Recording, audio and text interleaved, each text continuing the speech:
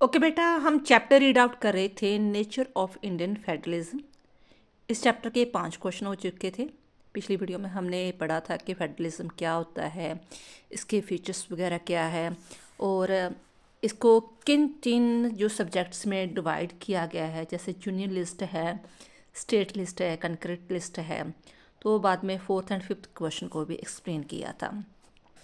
अब ये जो हमने 3rd क्वेश्चन पढ़ा था ना कि ये सब्जेक्ट डिवाइड किए गए हैं सेंटर ऑफ स्टेट में, ठीक है। तो जो 3 लिस्टों में किए गए हैं, union, state and concurrent list. 6th question में हम पढ़ेंगे कि what do you mean concurrent list, name any 5 subject included in the concurrent list. काफ़ी हैं कंकरेंट लिस्ट में, वैसे 52 सब्जेक्ट्स है, तो हम यहाँ पर 5 जो है सब्जेक्ट्स वगैरह मेंशन करेंगे। फर्स्ट ऑफ ऑल हमें पता होना चाहिए कि कंकरेंट लिस्ट होती क्या है। कहता है the subject of common interest of both the centre and state are include in the concurrent list and both the union parliament and the state legislature are empowered to make laws about subject include into the concurrent list। कि जिस विषय पर, जिस subject पर centre को भी right है कि वो कानून बना सकता है उस चीज़ पर, उस स्टेट को भी राइट है कि हाँ उस चीज़ पर वो कानून बना सकता है विषय पर, उसे हम कंकरेंट लिस्ट कहते हैं। यानी कि दोनों का कॉमन इंटरेस्ट है, उसमें दोनों का अधिकार है। तो इन केस कहता है parliament, but in case there is a clash about a law passed by both the center and state, the law passed by the union parliament shall prevail। but in case एक ही subject पर, जो concurrent list में subject है, suppose करो ये cruelty to animals से related subject आ गया, ठीक है। तो इस पर जो कोई बहस हो जाती है, मान लो जो डॉग, स्ट्रीट डॉग होते हैं ना, ठीक है ना,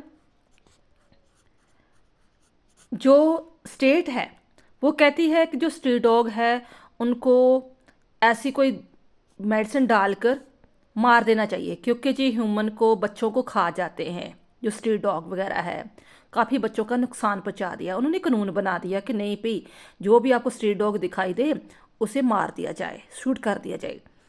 बट सेंटर कहती है कि नहीं नहीं, एनिमल लवर्स है, सेंटर जो कानून कहता है कि आप एनिमल्स को नहीं मार सकते, चाहे जो स्ट्रीट के ही है, ठीक है। तो इस चीज़ में अगर दोनों की बहस हो जाती है तो पहल किसे मिलेगी? सेंटर को, है ना। मान लो एक तरफ मोदी की सरकार है, दूसरी स्टेट की, प्रांत की सरकार है, तो जो पहल है, प्रेफरेंस है, कलो प्रीवेल है, वो सेंटर को मिलेगा। सेंटर की बात को माना जाएगा और स्टेट के जो कानून को रद्द कर दिया जाएगा, ठीक है। इन केस एक ही चीज़ पर अगर दोनों ही कानून बनाते हैं। अब उन्होंने हमें ये भी क्वेश्चन पुट किया था कि कोई 5 सब्जेक्ट बता दो।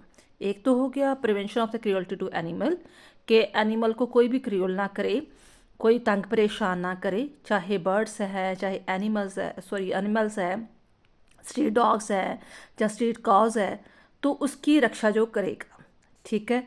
फॉरेस्ट, कोई आप जंगल का कोई भी वृक्ष काट नहीं सकते, कोई ज़मीन उसकी एक्वायर नहीं कर सकते। Economic and social planning, electricity, newspaper, books and printing press, इससे रिलेटेड आप जो है स्टेट भी कानून बना सकती है और सेंटर कानून भी बना सकती है। इससे ही मिलता जुलता 7th क्वेश्चन है, what is the position of state about concurrent list. वही इसी के बीच में वैसे आंसर निकल रहा था कि स्टेट की क्या पोजीशन है। जब कोई कंकरेंट लिस्ट में कोई कानून बनता है तो स्टेट की क्या पोजीशन है कि the both the union parliament as well as the state legislature can legislate on the subject include in the concurrent list. दोनों ही, यूनियन पार्लियामेंट भी एंड स्टेट लेजिस्लेचर भी जो है कंकरेंट लिस्ट पर कानून बना सकते हैं। But in case of any conflicts the central law shall prevail. अगर कोई प्रॉब्लम क्रिएट होती है, कोई कन्फ्लिक्ट्स क्रिएट होता है, तो सेंट्रल लॉ को प्रिवेल दिया जाएगा, पहल दी जाएगी। Third, centre enjoys supremacy regarding the subject include in the concurrent list.